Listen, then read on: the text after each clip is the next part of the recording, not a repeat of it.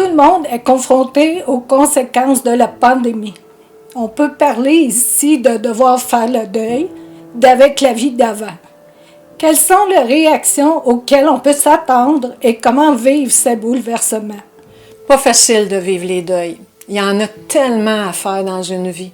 On doit faire un deuil chaque fois qu'on perd quelqu'un ou quelque chose. Il y a aussi les deuils de ne pas être capable de faire ce qu'on souhaite, ce qu'on voudrait être.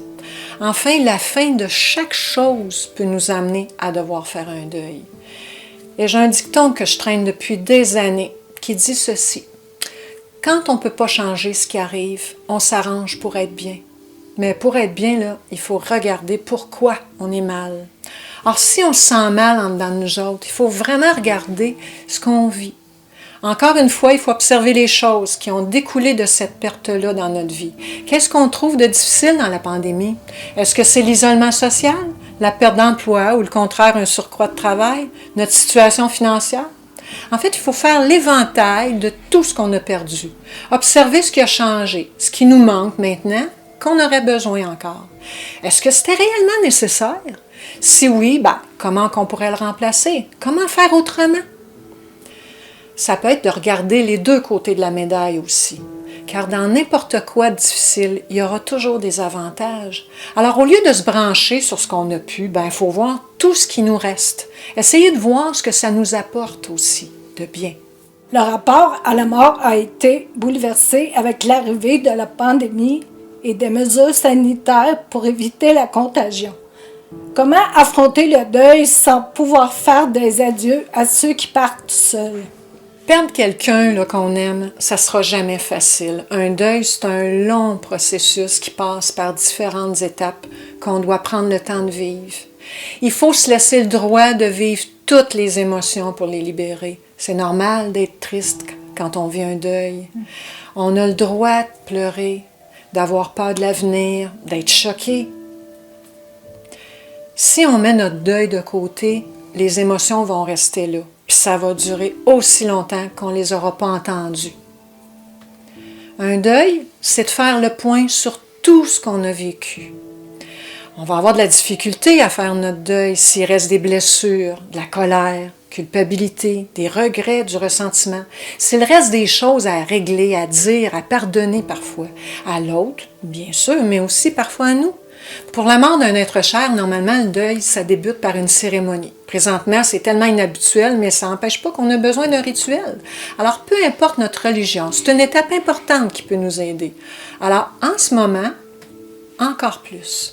Alors, il faut prendre le temps de choisir ce qui serait bien, ce qui apaiserait notre tristesse. Faire un hommage à la personne, allumer une petite chandelle, mettre des photos. Enfin, prendre le temps de faire n'importe quoi pour faire la paix avec cette personne-là qui part. Puis surtout, prendre le temps de vivre les émotions qu'on ressent quand on pense à cette personne-là.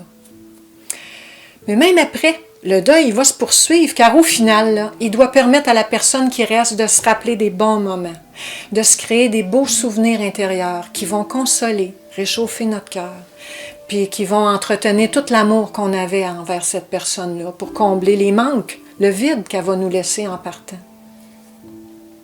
Donc, en résumé, là, faire son deuil, ça se ferait vraiment quand on réussit à faire la paix en dedans de nous autres. Pour certaines personnes, la peur de mourir de la COVID est très forte. Comment affronter cette peur? Ce sont nos propres émotions qui viennent nous atteindre quand on côtoie la mort.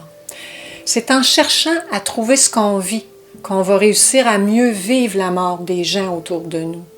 Alors, encore une fois, il faut accepter de vivre nos émotions. En quelque part, dans la société, on a cru qu'il fallait mettre nos émotions de côté. Mais dans le fond, là, c'était plutôt parce que les gens ont de la misère à voir les émotions des autres, parce que ça les confronte aux leurs. Enfin, c'est pareil avec la mort. C'est difficile de voir autant de monde mourir en si peu de temps. Ça nous fait penser à nous autres, comment nous, on va mourir. Alors peut-être qu'il faut aussi regarder ce qu'on vit par rapport à notre propre mort. C'est l'inconnu, la mort. Alors c'est normal que ça nous fasse peur. C'est insécurisant de ne pas savoir ce qu'il y a après. Mais il y a quelque chose de grand à retenir de la mort. C'est que souvent, là, ça nous apprend que la vie, c'est éphémère et qu'il faut en profiter à chaque instant, car on ne sait jamais quand notre vie va s'arrêter. Alors, vivre la mort tout près de nous, ça nous fait nous rappeler qu'il faut prendre le temps de vivre pendant qu'on est là. Avec le COVID, c'est un choc de voir autant de gens nous quitter partout dans le monde. Mais c'est par le choc qu'on fait réagir les gens. Car sinon, on court, on ne prend pas le temps de vivre.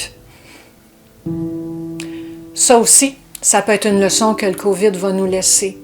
Comme on ne sait pas quand est-ce que la vie va se terminer pour nous, ben il faut la vivre pendant qu'il est temps.